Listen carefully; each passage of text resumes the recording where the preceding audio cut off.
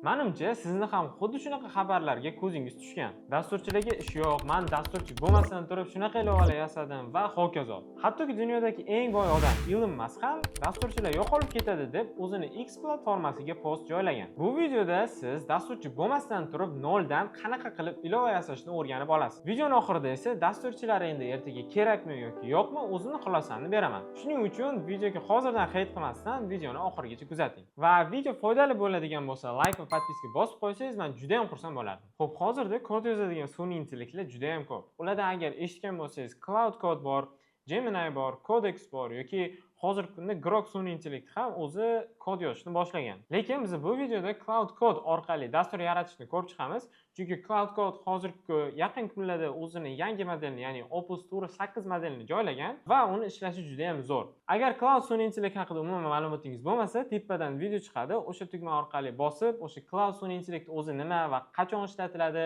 puli qanaqa hammasini bilib o'rganib olsangiz bo'ladi. Xo'p, Cloud Code'ni o'zi har xil yo'llar orqali ishlatsangiz bo'ladi. Ulardan biri, masalan, siz CLI orqali, ya'ni terminal orqali ishlatishingiz mumkin yoki Cloud o'zini appidan, ya'ni o'zini ilovasida ishlatishingiz mumkin. Xo'p, Cloud sun'iy intellektini o'zi qanaqa yuklab olasiz? Agar Google'ga Cloud download deb yozsangiz yoki Cloud yuklab olish deb yozsangiz, o'zi mana bu yerdan download Cloud degan veb-sayt chiqib keladi va o'sha veb-sayt orqali o'zingizga mana bu yerdan Windows bo'lsa Windowsga, Mac OS bo'lsa Mac OSga yuklab olishingiz mumkin. Xo'p, Cloud xuddi shunaqa ko'rinishda bo'ladi. Men bu videoda gapirib o'tmayman, lekin biz mana bu yerdan kod qismiga o'tib olamiz. Bu tugmani bosib, bu yerdan kod qismiga o'tib olasiz va sizda Cloud Code xuddi shu ko'rinishda bo'ladi. Men o'zim Cloud Code'ni bu yerdan ishlatmayman, sababi bu menga ancha noqulay, lekin oson bo'lishi uchun sizlarga bugun ko'rsatib beraman. Agar chuqurroq kirmoqchi bo'lsanglar, sizlar buni IDE orqali ishlatishni maslahat beraman. Cloud Code'ni o'zi interfeysi xuddi shunaqa. Bu yerdan biz birinchi bo'lib nimani ko'rishimiz mumkin? Bu yerdan biz qancha tez, ya'ni qancha muddatda bu yerda biz ishlatganimizni, har qaysi kun kirganim va qanaqa modelni qancha ko'p foydalanganim mana bu yerda yozib qo'yilibdi. Xo'p, Cloud Code'ni ishlatish uchun siz Cloud sun'iy intellektini podpiskasini sotib olishingiz kerak. Agar biz mana bu Cloud podpiskasiga o'tib olsak, o'zi Cloudning 3 xil plani bor, ya'ni 3 xil rejasi bor. Birinchisi bu bepul. Siz bepulda mana nimalar qilishingiz mumkin, ya'ni oddiy chat qilib ishlatishingiz mumkin. Va keyingi plani bu Pro plani. Bu o'zi $20 plan. Agar yillik sotib olsangiz $17 tushadi.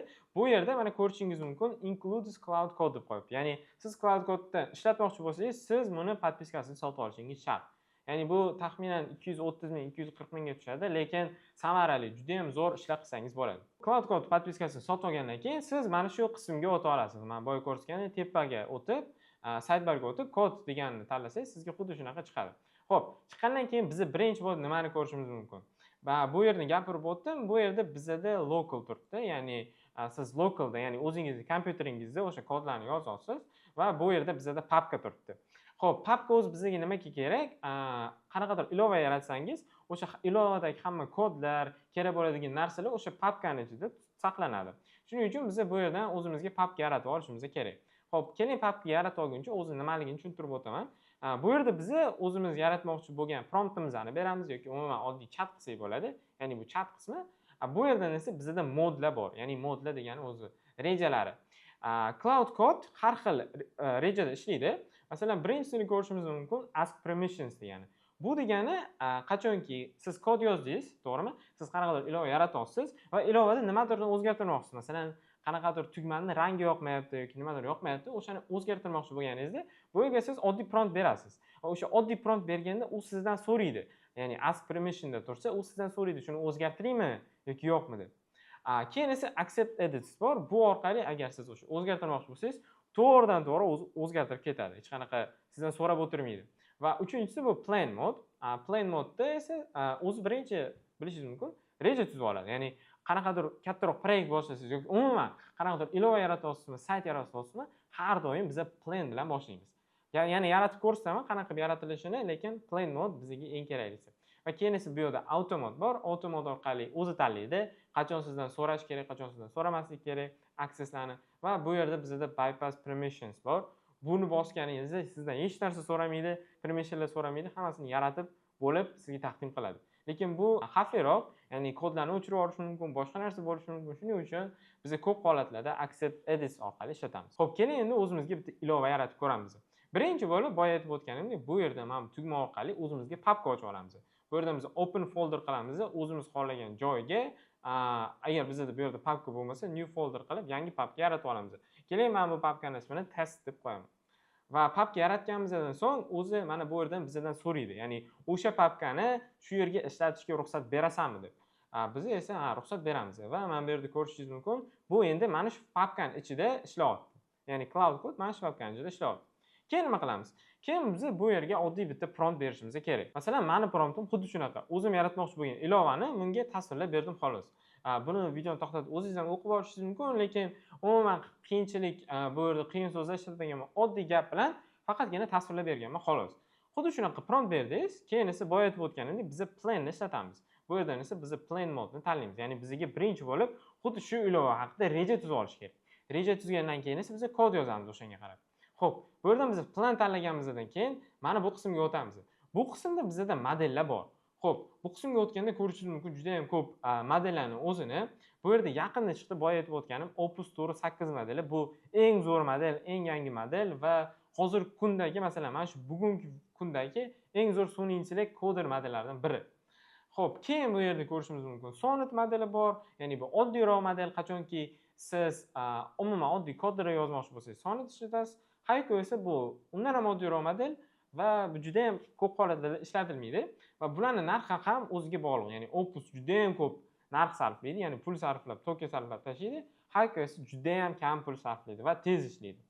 Va bu yerda biz effort ko'rishimiz mumkin. Effort degani bu qanchalik kuch bilan ishlashi. Masalan, lowga qo'ysangiz juda ham ko'p kuchini ishlatmaydi va kamroq token sarflaydi. Maxga qo'ysangiz hamma kuchini ishlatib, tokenlarni yoqib, ichib yuboradi hammasini. Xo'p, bu yerdan biz enable fast mode qilishimiz mumkin. Fast modni qo'ysak, sun'iy intellekt tezroq ishlashga harakat qiladi. Lekin bizga bu hozircha kerak emas va biz reja tuzayotganimiz uchun men Opus Tour 8 modelini tanlayman.